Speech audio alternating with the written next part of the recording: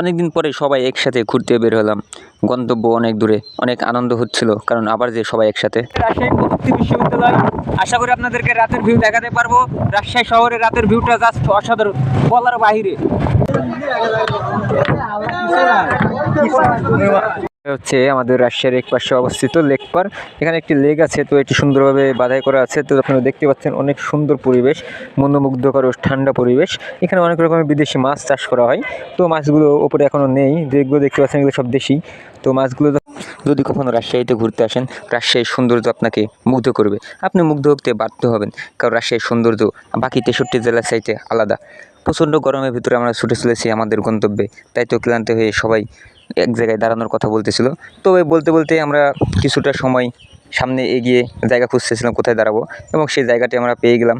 সবাই দেখি অনেক আনন্দ করতেছে। তো আমরা জায়গাটি পাওয়ার সাথে সাথে আমরা সবাই দাঁড়িয়ে গেলাম এবং সবাই অনেক মজা করলো। সেখানে মজা শেষে আমরা এখন যাব নদীতে। নদীতে গিয়ে চর বেড়ানোর উদ্দেশ্য আমাদের, যদিও সেখানে বেশিটা সময় দিতে পারবো না, মনে হয় সন্ধ্যা লেগে হয়ে যাচ্ছে। তো আমরা নৌকাতে চড়ে নদীতে যাচ্ছি, বাকিটা পথ পার হয়ে ইন্ডিয়ার কাছাকাছি যাবো। এই মুহূর্তে আমরা আছি বাংলাদেশের একদম শেষ সীমানায়। তো ওই পাশে আমার পেছনে দেখতে পাচ্ছেন, পেছনে ভারতের সীমানা। তো আমরা সেখানে যাওয়ার চেষ্টা করব, যদি যেতে পারি তো তবে আপনাদেরকে অবশ্যই দেখাবো। ঘন জঙ্গল দিয়ে আমাদেরকে ইন্ডিয়াতে প্রবেশ করতে হবে। আর ওইদিকে আপনার আছে বিজিবি, আর তারপরে ওদের আছে বিএসএফ, তার কারণে ওই দিক দিয়ে আমরা যেতে পারবো না। তবে এদিক দিয়ে যাওয়ার চেষ্টা করতেছি, দেখা যাক আমরা যেতে পারি কিনা। সামনে আছে আমার চাচা, তিনি আমাদেরকে পথ দেখিয়ে দিয়ে নিয়ে যাচ্ছেন, কারণ তিনি এর আগে বহুবার গিয়েছেন ইন্ডিয়াতে। আজকে আমরা যাচ্ছি ফার্স্ট টাইম।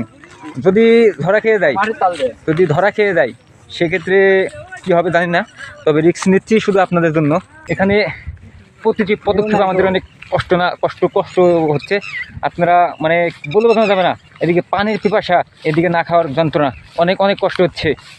আমরা এখানে প্রতিকূল পরিবেশে বেঁচে আছি, চারিদিকে কোনো কিছু নাই, শুধু ফাঁকা জায়গা আর ফাঁকা জায়গা। তো এর মাঝে বেঁচে থাকার যে কষ্ট, এটা বোঝানো যাবে না। দেখতে দেখতে সন্ধ্যা হয়ে গেল, তাই তো বেরিয়ে পড়লাম বাসার উদ্দেশ্যে।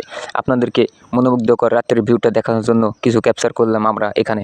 এক সুন্দর পরিবেশের মধ্য দিয়ে যাচ্ছি, প্রচণ্ড গরম, এর ভিতরে শীতল হাওয়া, অসাধারণ একটি ফিল হচ্ছে।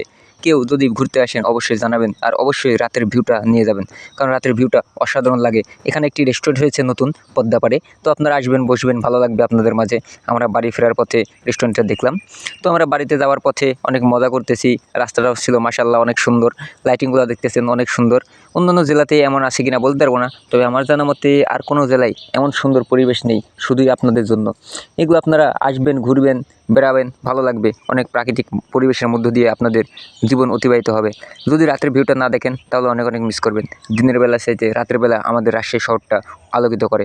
আজকের মতো বিদায় নিচ্ছি, সবাই ভালো থাকবেন, ধন্যবাদ সবাইকে।